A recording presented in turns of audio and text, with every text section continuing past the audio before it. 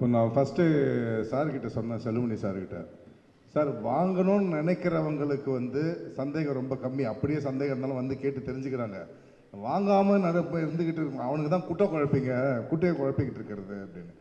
இப்போது முதல் கட்டமாக முதல் இதுவாக 250 பேருக்கு தானே சார், 250 பேருக்கு 50,000 ரூபாய் தரேன்ட்டு சம்மேளனம் அறிவித்ததுக்கு எல்லார் சார்பாகவும் செல்லுமணி சாருக்கும் நிர்வாகிகளுக்கும் மனமார்ந்த நன்றியை வந்து கைத்தட்டல் மூலமாக தெரிவிச்சுக்கலாம்.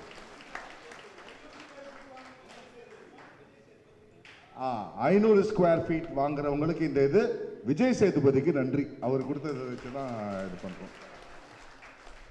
2, இப்போ ஒரு வேலையை செய்யறது ரொம்ப ரொம்ப கஷ்டங்க. அது ஓடி போய் செய்கிறவங்களுக்கு மட்டும்தான் சார் சொன்ன மாதிரி அந்த வலி அவங்களுக்கு தான் தெரியும். சும்மா வெளியில் நின்று வேடிக்கை பார்த்துக்கிட்டு வந்து வாய் இருக்கேன்னு கண்டபடி பேசுறவங்க அது தெரியாது.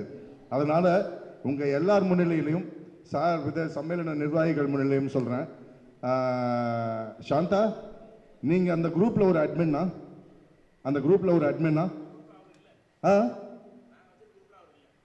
நீங்கள் இருக்கிற குரூப்பில் அவர் இல்லை.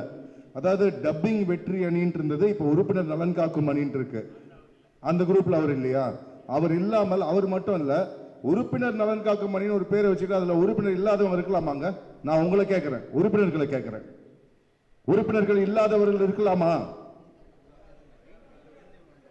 ஸோ அதனால் சாந்தா, சாந்தகுமார், நான் உங்களுக்கு ஓப்பனாகவே இதை சொல்கிறேன். இதுக்கு மேலேயும் இன்னைய வரைக்கும் நடந்ததை விட்டுருங்க. இன்னைய வரைக்கும் நடந்தது நாங்களும் இது வந்து சகோதர மனப்பான்மையோட மன்னிச்சு விட்டுருலாம். ஆனால் இதுக்கு மேலே வாட்ஸ்அப்பில் திருப்பி அந்த குரூப்பில் நான் மெம்பர்ஸ் யாராவது வந்து பேசினாங்கன்னா மிக கடுமையான நடவடிக்கை எடுக்கப்படும்ன்றத நான் எல்லாரும் முன்னாடியே தெரிவிச்சுக்கிறேன். நான் அவர் 2 lakhs அவர் கட்டிட்டாரான்னா நான் கட்டுறதுக்கு ரெடி. என் பின்னாடி எத்தனை பேர் கட்ட போகிறாங்க? தலைவரை நம்பி எத்தனை பேர் கட்ட போகிறாங்க? அது சொல்.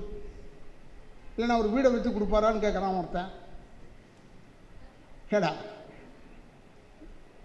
வீடை விற்று கொடுக்கறதுக்கும் உனக்கு என்ன சம்பந்தம்? என் வீடு எவ்வளோக்கு போகணும்னு உனக்கு தெரியுமா முதல்ல? சரி, எனக்கு ஒரு ஆளை கொண்டா பார்க்குறேன். சும்மா சோனங்கி பயல்கள்லாம் பேசிக்கிட்டு இந்த அளவுக்கு தான் இங்கே வேணாயான்னு சொன்னேன் நான் உங்ககிட்ட போன தடவை. ஏன்னா சும்மா தத்திரியமானவங்களாம் பேசிகிட்டு இருக்கக்கூடாது, உள்ளவன் பேசணும். இந்த இப்போ பேசுனாங்க எல்லாருமே, அவங்கவுங்க டவுட்டை கிளியர் பண்ணாங்க, இன்க்ளூடிங் கண்ணன்லேருந்து. அவருடைய டவுட்ஸ் எல்லாம் கிளியர் பண்ணார். அவர் என்னென்னா, தலைவர் கட்ட சொன்னால் கட்டுறோன்னு சொல்கிறார். இப்போ சொல்லிட்டேன், எப்போ கட்ட போகிறாங்கன்னு அவருக்கே தெரியல. அதனால் இப்போ நான் செல்லுமணிகிட்ட கேட்டேன், நான் இப்போ 2 லட்ச ரூபா கட்டுறேன்னா திருப்பி இஎம்ஐ எப்போ இருந்து கட்டணும்னு கேட்டேன். 15 மாதத்துக்கு பிறகு 18 மாதத்துக்கு பிறகு கட்ட ஆரம்பிக்கலான்னு சொல்லிட்டாரு. எனக்கு ஏன்னா நான் அலைஞ்சிக்கிட்டு ஒரு வீடை நான் எடுத்துக்கக்கூடாது. ஏன்னா நான்றது இங்கே இல்லை, நாம் தான் இருக்கு இங்கே எல்லாருக்கிட்டே இருக்கிறது. அதனால் என்னுடைய சகாக்கள் இங்கே இருக்கிறவங்க 2 லட்ச ரூபா கட்டுறதுக்கு ஏதோ யோசிக்கிறாங்கன்னு தெரியுது. நீங்கள் யோசிச்சு கிளியர் ஆனவொன்னு சொல்லுங்கள், செல்லுமணி சார்ட்ட சொல்லுங்கள், எப்போ சொன்னாலும் உடனே நான் வந்து கட்டிடுவேன் என் பணத்தை. ஏன்னா எனக்கு அந்த ஃபெசிலிட்டி இருக்கா, ட்ரெயின் இருக்கா, கார் இருக்கா, மோர் இருக்கா, அதெல்லாம் கேட்க போகிறதில்ல. நீங்கள் முதல்ல எங்களுக்கு இடத்த கொடுங்க, நாங்கள் வந்து கட்டினதுக்கு எங்களுக்கு இடத்த கொடுங்க, அவ்வளோதான் கேட்குறோம். 2 லட்ச ரூபா கட்டணும், கட்டிடுறேன். இல்லை அது நான் மெம்பர்ஸ்க்காக தான் கட்டுறேன், நான் எனக்காகலாம் கட்டுறேன். அந்த வீடு கூட கட்டின வீடு கூட யாருக்காவது வீடு இல்லாதவங்களுக்கு தருவேனே தவிர நான் எடுத்துக்க மாட்டேன். ஏன்னா நமக்கு இருக்கிற வீடை விற்கிறதுக்கே நேரம் சரியாக இருக்குது. ஏன்னா இதெல்லாம் பார்த்துக்க முடியல. இப்போ வேலைக்காரங்க சம்பளம்லாம் ஏறி போச்சு, ரொம்ப ஏறி போச்சு. 3 வேலைக்காரங்க எங்கள் வீட்டில் இருக்காங்க, அவங்க எனக்கு மேலே சம்பாரிச்சிட்டு இருக்காங்க. ஏன்னா எனக்கு எப்போ ஒரு சம்பாதனைன்னு தெரியல. படம் தானே வரும், படம் வந்தால் மிஞ்சி ஒரு 15 லட்ச ரூபாய் 10 லட்ச ரூபாய் இதை கொடுக்குறாங்கன்னா அவங்க அதுக்கு மேலே சம்பாதிக்கிறாங்க. ஏன்னா அவங்க ஒரு இடமா வேலை செய்யலை, 3 இடத்துல வேலை செய்கிறாங்க. என்னால் செய்ய முடியாது.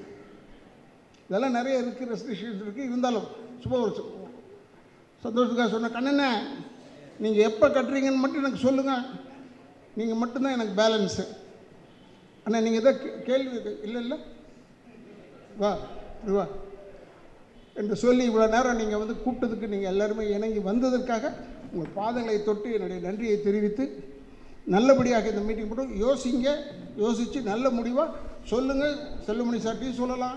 ஏன்னா நான் இங்கேயே தான் இருப்பேன். அப்போ அவர் சொன்ன மாதிரி தான், இது வந்து நிரந்தரம் அல்ல, தலைவர் பதவி நிரந்தரம் அல்ல. அதனால் சொல்கிறேன், அதனால் எதுவுமே நிரந்தரம் அல்ல லைஃப்பில். அதனால் நிச்சயமாக உங்களுக்கு எல்லாமே செல்வமணி அவர்கள் இருக்கும் வரை நல்லதே நடக்கும். அவ்வளோதான் நான் சொல்ல முடியும். நன்றி, வணக்கம்.